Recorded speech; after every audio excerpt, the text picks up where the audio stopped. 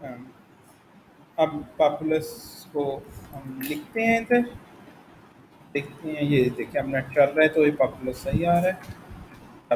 ये पॉपुलस आ गया। तो अम, ओके, वी नीड पॉपुलस। इनमें से एक पॉपुलस हम ले लेंगे। मुझे देखने दें, चलिए ये ले लेते हैं। लेकिन मैं चाहता हूँ कि पॉपुलस हमारे पास दूसरा आए। अच्छा, सही नहीं चेक कर रहा ये। Populus Populus nigra, Populus पिरामिडन।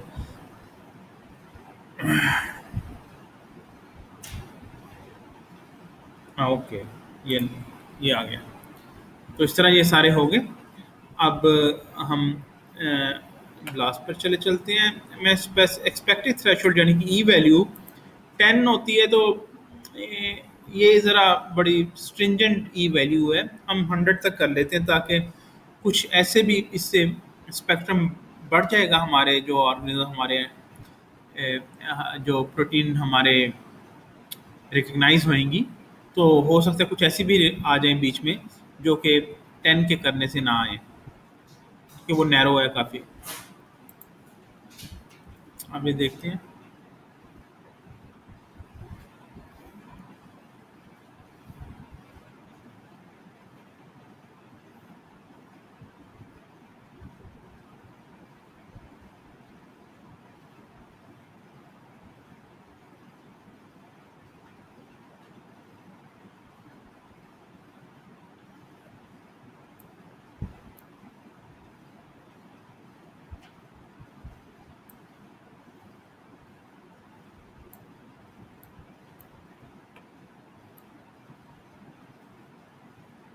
ये सारे आपकी पेन टू प्रोटीन के आ गई आपकी रिजल्ट ब्लास्ट का, जो कि अगेंस्ट डिफरेंट स्पीशीज जो हमने सेलेक्ट की थी। अब आपने कौन सी इनमें से सिलेक्ट करनी है प्रोटीन सीक्वेंस सिलेक्ट करने के लिए, वो आप देख सकते हैं। उसमें 2 या 3 आप क्राइटेरियाज़ रखें। नंबर 1 क्राइटेरिया कोशिश करें कि जो एनोटेशन है जैसे कि पेन 2 है, वो मौजूद हो तो आसान है, आसानी से हो जाता है आपका, कि वही सिलेक्ट करें।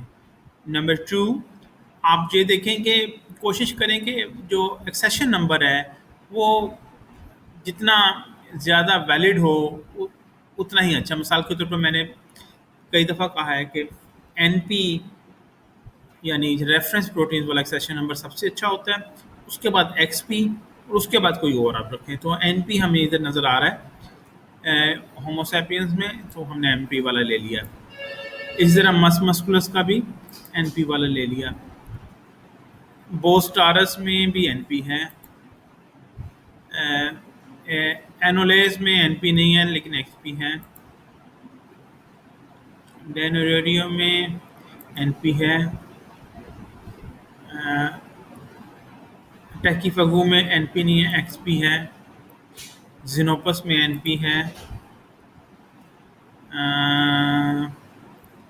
ड्रोसोफिला में एनपी है।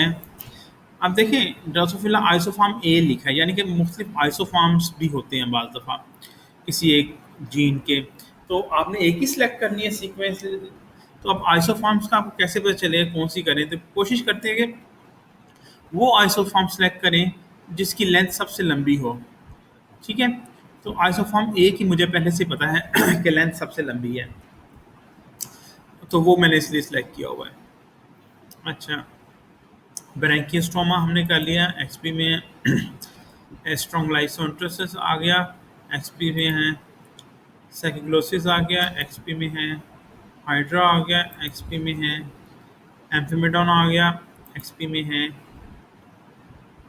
अच्छा, ये रहने दें, ये किसी ऑर्गेनिज्म में नहीं है। पॉपुलस में एक्सपी में आ गई। ठीक है, ये हमने कर लिया। इसके बाद हाँ, डिक्टियोस्टेलिया आ गया, जो कि हमारी बेस पर है मौजूद, एक्सपी में है। क्लेमिडोमिनास आ गया, आई मीन प्लांट्स की बेस पर है, एक्सपी में आ गया। अच्छा, हम्म, बस ठीक है, पॉपुलस का हमने पहले कर लिया। इसका वैसे भी ये सबसे नीचे वाला तो हम कर ही सकते हैं, ई वैल्यू जीरो से ऊपर हो जाए यानी वन से ऊपर हो तो वो आमतौर पर नहीं होती। लेकिन हम अभी देखते हैं कि इनको कंफर्म कैसे करते हैं। ये 16 प्रोटी सिलेक्शन हुई हमारी। अब हम जीन पेप्टाइड में चले गए।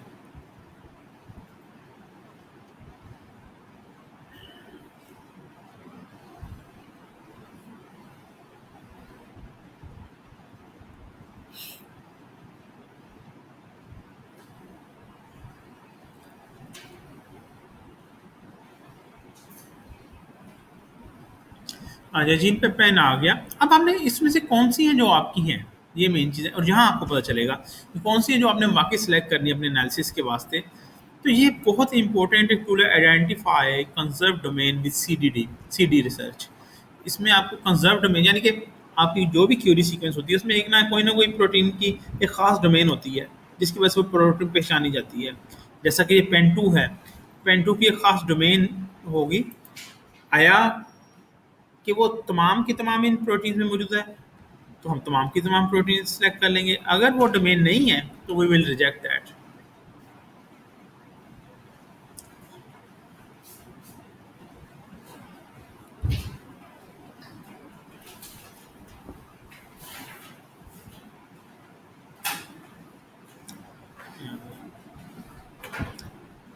अच्छा, ये देखिए आपने कर रहे हैं, इसमें आपने सारी सिलेक्ट करनी है। इस साइड पर जाकर यहाँ पर सिलेक्ट कर लेनी है सारी की सारी।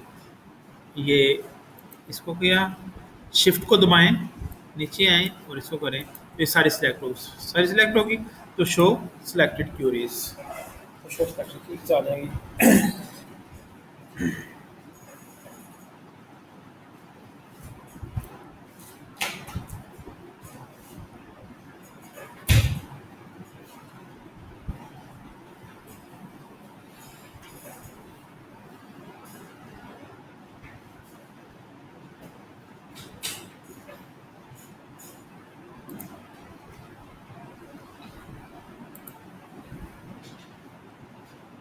ये देखें, इसको ज़्यादा बेहतर व्यू करने के लिए हम फुल रिजल्ट्स में जाते हैं ताकि कोई भी चीज़ छुपे ना।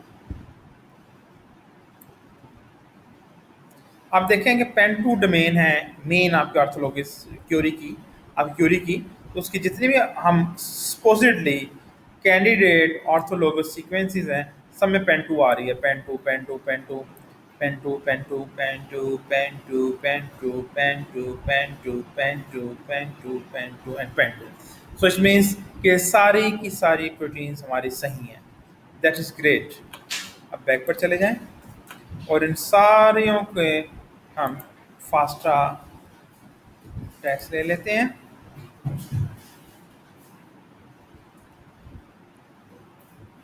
ये लें जी, ये सारी की सारी प्रोटीन्स की फास्टा टेक्स्ट आ गए। ठीक है, तो इनको कॉपी कर कर हम अभी इसका हो रहा है, ये ज़रा मुझे इसको हम कॉपी करके वर्ड की फाइल में ले जाएंगे। तो लिहाजा आपको पता चल गया कि आपको कैसे पता चलेगा कि आपकी क्यूरी सीक्वेंस, आपकी जो प्रोटीन है वो वाकई ही ऑर्थोलोगस है कि नहीं। आप जाकर सी डी डैचा में जा कर के आपने उधर से जाकर उनकी प्रोटीन्स को देखना है, आई मीन डोमेन्स हैं कि नहीं। और अगर वो सारी की सारी डोमेन मौजूद होंगी, आई मीन जो कि क्यूरी में है, तो ऑब्वियसली ये आप ही की प्रोटीन है। सारी की सारी ना सही, मेन डोमेन होनी चाहिए तो वो आपकी है। तो इस तरह आपको पता चल जाएगा। आई होप कि it will work for you, it has help you guys, but if you have any question please let me know.